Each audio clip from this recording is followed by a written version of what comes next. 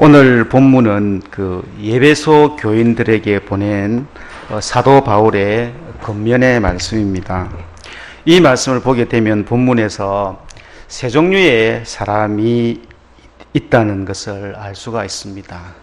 첫 번째는 어둠으로 표현된 그 믿지 않는 사람들, 예수를 믿지 않는 사람들. 그리고 두 번째로는 빛으로 표현된 예수를 믿는 성도님들. 그리고 세 번째는 빛은 빛이되 예수를 믿고 있기는 이때 잠자는 빛으로 표현된 성도님들. 이렇게 세 종류의 사람으로 분류를 해서 말씀을 하고 있습니다. 그 중에서 먼저 어둠으로 표현된 믿지 않는 사람들에 대해서 오늘 8절 말씀에 이렇게 표현하고 있습니다. 너희가 전에는 어둠이더니, 이렇게 말씀하고 있습니다. 예수 믿기 전의 상태를 어둠이다, 이렇게 표현을 하고 있습니다. 예수를 믿지 않는 사람, 예수를 믿기 전의 상태를 왜 어둠이라 했는가? 예수는 믿지 않지만 실질적으로 나름대로 올바르게 살아가고 정말 예수 믿는 사람보다 더 선하고 정말 좋게 아름답게 살아가는 사람들이 얼마든지 많이 있습니다만, 그렇지만 이들은 예수를 믿지 않기 때문에 좀 억울하지만 어둠이다, 이렇게 표현을 하고 있습니다. 이 말씀은 믿지 않는 사람들을 어둠이라 표현한 이 말씀은 다른 거하고 관계 있는 것이 아니라 바로 예수님과의 관계에서 표현된 말씀입니다. 이번 수요일 날 말씀을 다들 요한복음 1장에서 14절까지 말씀을 나눴습니다만, 요한복음 1장에 보면은 우리 예수님을 빛으로 표현하고 있습니다. 빛으로. 그래서 그 예수님이 오심을 참 빛이 세상에 비쳤다고 요한복음 1장 9절에 말씀하고 있는데, 그 참 빛인 예수님이 이 세상에 빛을 비추면서 이 세상에는 빛과 어둠으로 나누어졌습니다. 참 빛이신 예수님을 믿으면 빛이 되는 거고, 믿지 않으면 어둠이 되는 것이죠.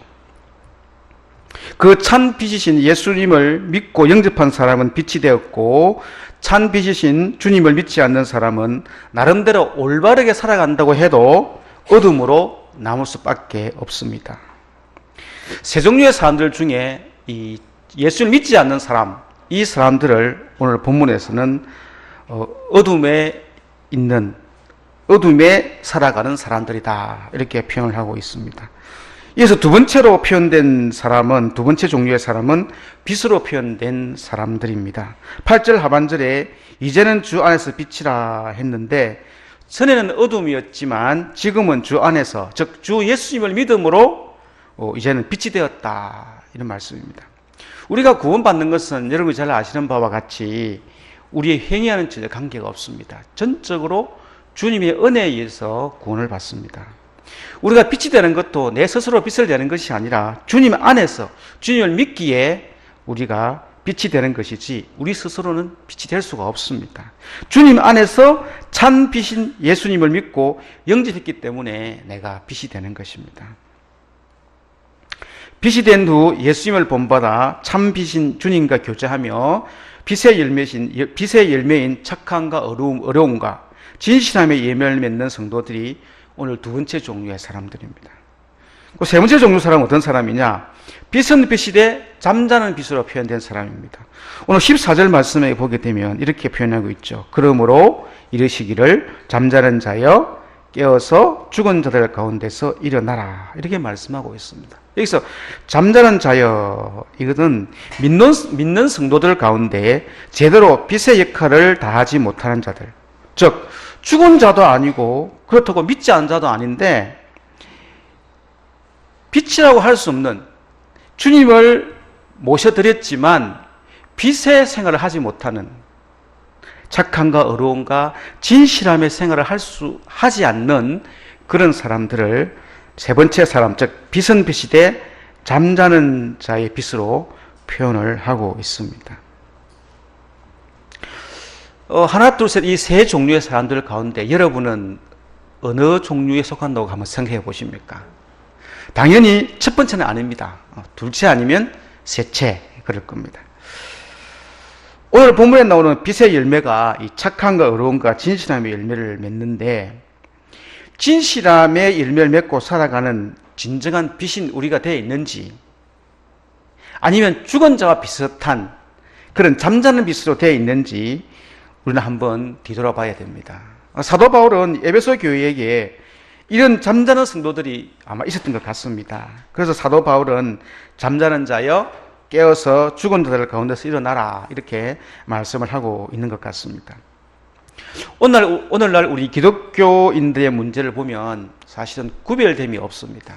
구별됨 하면 여러분 떠오르는 게 있죠. 거룩입니다. 거룩. 구별됨. 기독교인으로 이렇게 이야기가 되면 뭔가 믿지 않는 자들하고 좀 달라야 되는데, 다른 점이라고 한다면 딱 주일날 하루 나와서 예배 드리는 것 말고는 별 다른 게 없다는 거죠. 다 그런 건 아니지만. 그런 분들은 잠자는 자들. 주님을 통해서 분명히 빛이 되었는데 빛으로 구별되지 않고 그냥 어두움에 묻혀서 살고자 하는 분들이 많다는 거죠. 빛으로 구별되어서 드러나는 것을 싫어합니다. 어둠의 세상에서 그저 적당하게 살아가는 것을 선호합니다.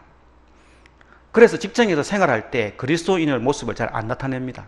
내 믿는 사람인데요, 조용히 살아갑니다. 그러니까 그리스도인지 아닌지 구분이 안 된다는 거죠. 회식자리에 가면 똑같이 한잔하고 똑같이 행동합니다. 똑같이. 그러다 보니까 믿는 자인지 믿지 않는 자인지 구별이 되지 않습니다. 구별이 되지 않으니까 빛으로 살아가지 못하고 그냥 잠자는 자로 살아간다는 겁니다. 예수님 당시에는 이 시계가 없었습니다. 그래서 성전에서 아침 제사를 드릴 때 어느 시점이 아침이냐 하는 것은 상당히 중요했습니다. 그래서 한 랍비가 학생들에게 물었습니다. 어떤 것을 보고 밤이 끝나고 아침이 되었다는 것을 알 수 있느냐, 이렇게 물으니까 한 학생이 이렇게 대답을 합니다.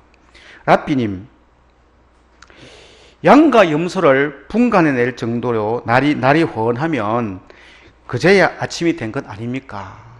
이렇게 얘기를 하니까 또 한 학생이 이렇게 얘기를 합니다. 랍비님, 저기 보이는 나무가 무화과 나무인지 아니면 사과 나무인지 식별이 가능하면 아침이 된 것 아니겠습니까? 그렇게 이야기하니까 랍비가 이렇게 대답을 했다고 합니다. 사람의 얼굴을 보고 그가 형제 자매인지 분간이 가능하면 아침이 온 것이다. 잘 생각해 보십시오. 의미가 참 있습니다. 두 학생은요, 사물을 분간하면 아침이 왔다고 이야기를 합니다. 물론 랍비도 마찬가지입니다. 형제인지 자매인지 사물이 분별되면 아침이 왔다. 그런데 랍비가 물어본 이 아침의 의미는 사람의 얼굴을 보고 남자인지 여자인지 분간이 가능하면 아침이 온 것이다 라는 의미가 아닙니다.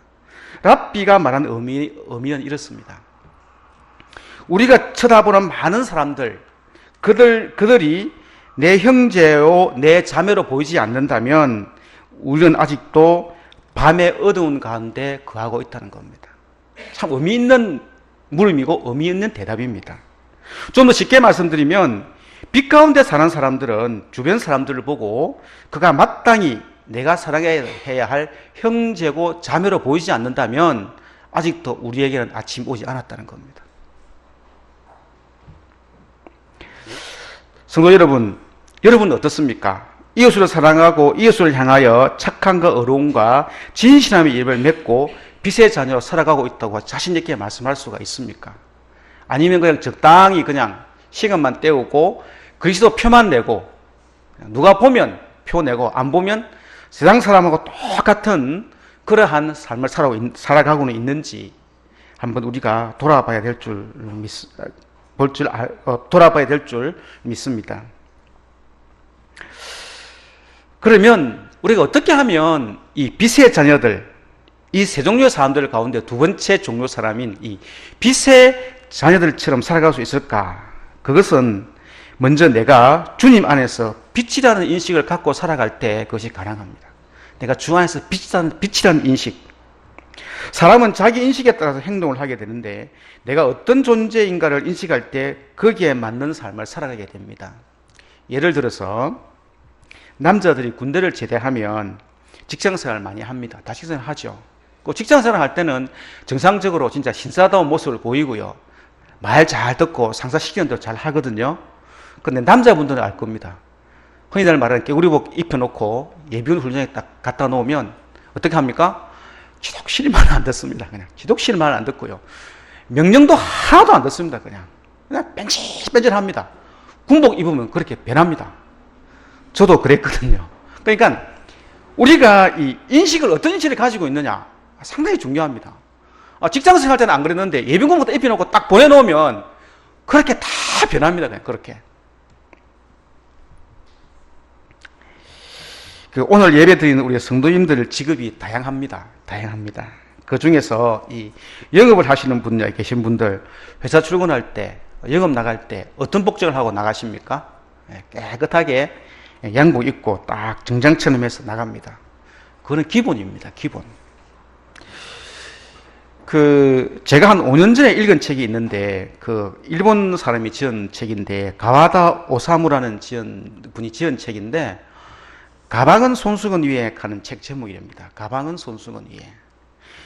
셀리서맨이 실천하는 작은 규칙들, 이래 해가지고, 이 셀리서맨, 영업하는 사람들을 위한 자기들의 노하우를 갖다가 적어 놓은 책인데, 왜 가방은 손수건 위에 하는 제목이 놓은 거는 제가 또 뒤에 기회가 되면 또 말씀을 드리겠습니다만, 제가 그 책을 읽고 제가 감명을 많이 받았고, 이렇게 해야 되는구나 하는 것을 제가 많이 느꼈습니다.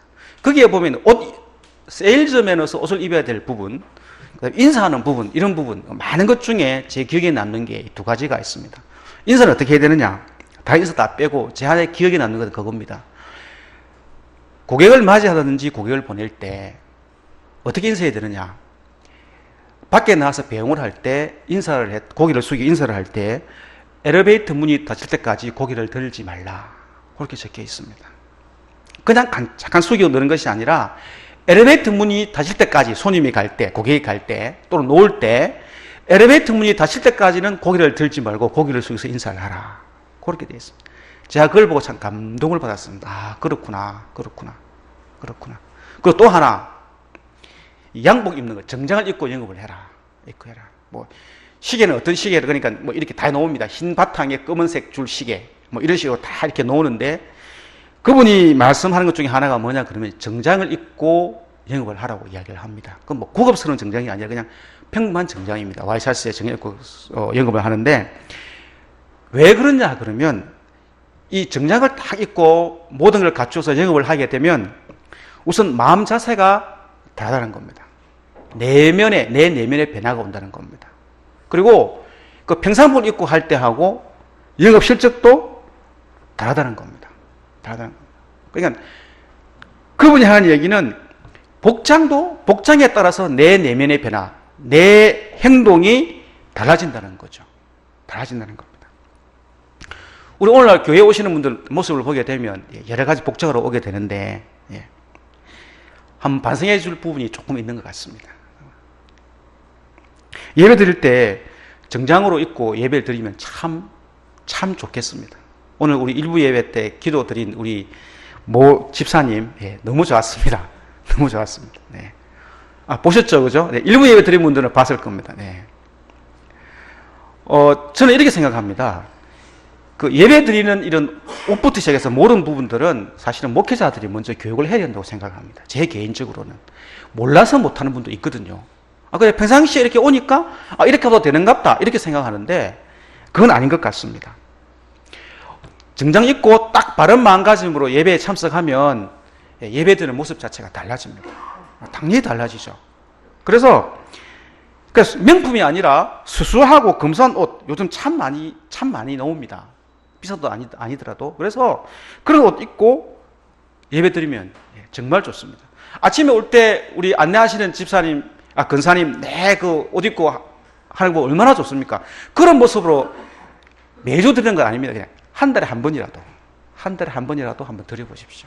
마음가짐이 다르고요. 예배 드리는 모습이 다르고요. 은혜가 다릅니다.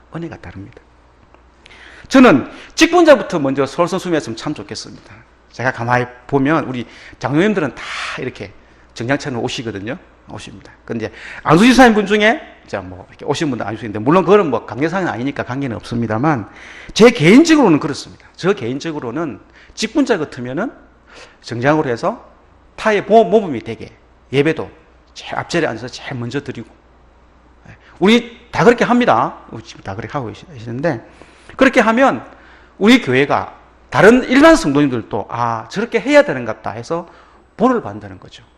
직분자는 분이 제일 뒤에 먼저 앉고 뭐 제일 끝에 앉고 이렇게 하면 다른 분들도 아 그래 하면 되는 것 같다 싶어가지고 그렇게 하거든요. 그래서 그런 부분이 조금 아쉬운 부분이 있습니다. 하나님께서는 7일 가운데 하루를 구별해서 특별하게 지키라고 말씀하신 것이 안식일입니다. 여러분 잘 아시는 십계명 중에 제4계명이 안식일입니다. 성경책 뒤에 한번 펴볼까요? 제일 뒤에 십계명 한번 펴보십시오. 예, 펴야 될 이유가 있습니다. 예, 펴시면 십계명 제일 뒤에 십계명 있죠.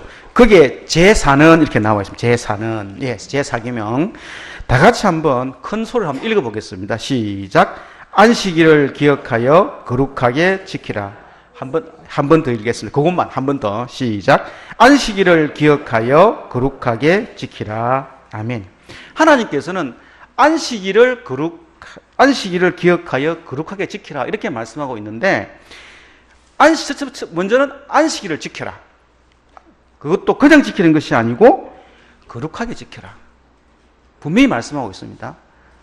너희들이 안식일을 기억하고 그냥 기억해야 되는 것이 아니고 지켜라. 그냥 지키는 것이 아니고 거룩하게 지켜라. 이렇게 말씀하고 있습니다. 그런데 우리는 안식일을 기억을 하고요. 그냥 지킵니다. 거룩하게 안 지키고. 그 거룩하게를 빼먹은 것 같아요. 거룩은 구별됨이거든요. 구별됨입니다. 저는 이런 생각을 해봤습니다. 말씀을 준비하면서. 하나님께서는 6일은 그냥 두고 7일 이 마지막 이 일곱 채널을 갖다가 거룩하게 지키라 한 것은 6일과의 상관은 다르게 살아라는 말씀이거든요. 마음가짐도 다르게 하고. 그런데 우리는 거꾸로 된 것 같습니다. 6일날은 거룩하게 하고요. 안식일은 평범하게 하는 것 같아요. 6일날은 직장 나갈 때 정복, 양복, 정성 들어가고 출근을 하고요. 주일날은 아무렇게 오는 것 같아요. 왜 그러느냐? 열심히 일하는 직장이 먹고 살기 위해서 직장에서 일을 해야 되니까 진짜 열심히 하는 것 같고 주일날은 그게 아닌 것 같으니까 아무렇게나 지키는 것 같다는 겁니다. 제 개인적으로는. 그게 거꾸로 됐다는 거죠. 거꾸로. 실질적으로 6일을 갖다가 6일 동안에 우리에게 모든 것을 다 복주시고 채워주시는 분이 주님이신데 거꾸로 세상에서 채워준다 생각하고 7일날 하루는 그냥 대강대강 거룩은 빼먹고 지킨다는 거죠. 지킨다는 거죠. 6일과 안식일을 갖다 거꾸로 여러분 생각하셔야 됩니다. 6일과 안식일. 안식일은 정말 거룩합니다. 거룩하게 지켜야 됩니다, 여러분. 그냥 지키면 안 됩니다. 거룩하게 지키라. 그래서 주님께서는 그냥 안식일을 기억하여 지키라가 아니고 거룩하게 지켜라. 이렇게 명령하고 있습니다. 매주일 예배 드릴 때 정장 입기 오기가 힘들면 한 달에 한 번.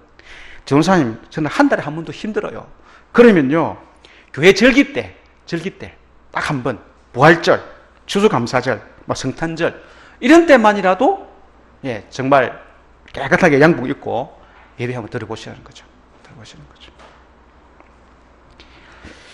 빛의 자녀로 살아가기 위해서는 내가 주님 안에서 빛이라는 생각, 그 생각을 가져야 되거든요. 그래 해야 예배도 그렇게 드려지고 내 삶도 그렇게 된다는 겁니다. 우리는 주님 안에서 빛이 되었습니다. 그래서 8절 말씀에 너희는 전에는 어둠이더니 이제는 주 안에서 빛이라. 빛의 자녀들처럼 행하라. 이렇게 말씀하고 있습니다.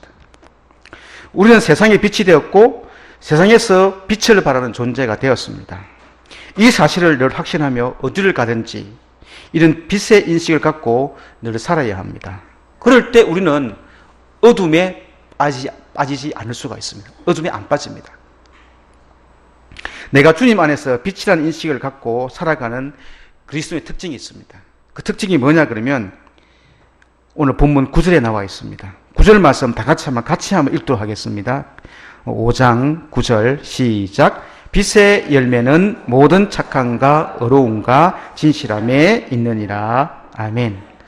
그리스도인의 빛의 자녀로 살아간다는 것은 열매가 있어야 되는데 그 열매가 뭐냐? 바로 모든 착함과 의로움과 진실함입니다. 잘 살고 재치 있게 살고 요령 있게 살고 눈치 빠르게 사는 것이 아니고 착하고 어렵고 진실되게 사는 것입니다. 착하게도 살지 않고 어렵게도 살지 않고 진실되게도 살지 않으면서 내가 교회 나온다, 주님 영접했다, 그런 것으로 해서 내가 빛으로 살았다, 그런 말 할 수가 없습니다. 오늘 14절 말씀해 보게 되면 어둠 속에서 일어나라 이렇게 말씀하고 있는데, 이 말씀은 악하게 살고 거짓되게 살고 부정하게 사는 것에서 일어나라 이 말이거든요. 빛으로 살아라만 이 말은요. 그런데 우리는 믿지 않는 자들과 똑같이 재치 있게 살고 요런껏 살고 눈치 있게 살고 그렇게 산다는 거죠. 성도 여러분, 성공하는 것이 조금 늦더라도, 잘 사는 것이 조금 늦더라도, 높은 자리에 오르는 것이 조금 늦더라도 착하고 어렵고 진실되게 살아갈 때 주님이 기뻐하실 줄 믿습니다. 네. 이런 삶이 바로 빛의 자녀처럼 사는 삶인 줄 믿습니다. 내가 주님 안에서 빛이라는 그리스도인의 자의식을 갖고 그리스도인으로서 착하게 살고 어렵게 살고 진실되게 사는 여러분과 제가 될 수 있기를 주님의 이름으로 축원드립니다. 기도드리겠습니다. 하나님 아버지, 은혜를 감사합니다. 이 세상에 오신 참 빛이신 예수님을 믿는 저희들이 이 세상을 살아갈 때 빛의 자녀들처럼 행하며 살아가기를 원합니다. 이웃을 사랑하며 내 형제 자매를 사랑하며 착함과 의로움과 진실함의 열매를 맺는 빛의 자녀들로 살아가게 하옵소서. 어느 곳 어떤 자리에 있든지 내가 주님 안에서 빛이라는 인식을 갖고 살아갈 때 주님을 기쁘시게 하는 삶일 줄 믿습니다. 주님 도와주시옵소서. 예수님의 이름으로 기도드립니다. 아멘.